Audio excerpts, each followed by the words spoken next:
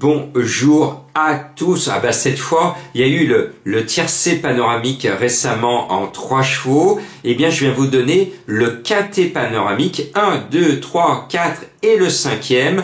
Dans mes 5 premiers, on a touché des cacahuètes, mais c'est mieux que de se planter. Et si le quintet, on m'avait écouté, s'il avait été disputé dans le prix de Vincennes, le groupe 1, eh bien vous alliez avoir en deuxième un cheval à 80 contre 1, vous auriez crié au scandale. Bon, on va aller se réchauffer parce qu'il fait froid de nouveau à Lyon, sur la Côte d'Azur, à Cagnes-sur-Mer.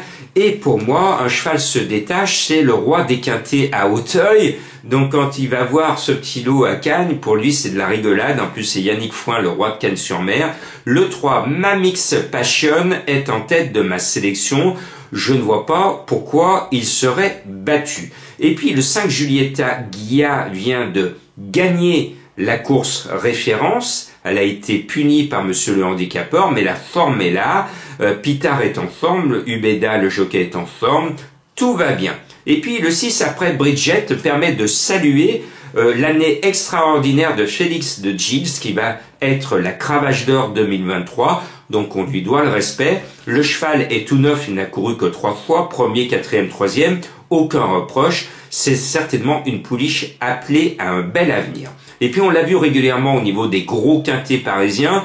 Donc ici, comme c'est un petit quintet de province, il serait logique que le 7, le roi David, puisse figurer à l'arrivée de ce quintet. C'est un cheval que j'ai toujours estimé. On va se fier à sa petite étoile en espérant que ce ne soit pas une étoile filante parce qu'on se rapproche de la nuit du 24 décembre. Ce 7, le roi David, je l'aime bien tout simplement avec oui, un jockey qui est en réussite actuellement à Cagnes. Je le mets haut dans mon pronostic. Et puis j'ai un petit coup de foudre pour Tonnerre du Temps. Le 14, c'était facile, je vous l'accorde. Un cheval que j'aime bien, que je surveille en raison de son nom depuis ses débuts, puis finalement, il est toujours dans la bagarre. Bon, ce n'est pas un gagnant dans l'âme, il ne gagne jamais, mais je pense que s'il y a une surprise, elle doit venir de ce 14 qui va peut-être corser les rapports, un petit peu les rapports. Je pense pas que sa cote soit quand même énorme. On l'annonce à 14 contre 1, c'est quand même bien de toucher du 14 contre 1 sur un ticket de quintet.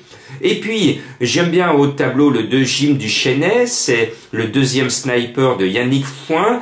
Le cheval est chargé, mais je pense qu'il peut compléter lui aussi la bonne arrivée, parce que son entraîneur adore cet hippodrome. Et puis, je suis un fan de Luca Zuliani, je m'oblige donc à mettre le 16, Never Risk, qui a tout pour lui.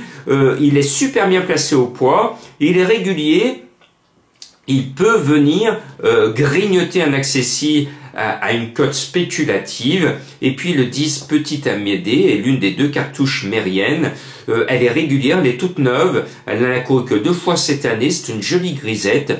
Petite Amédée peut venir corser les rappeurs.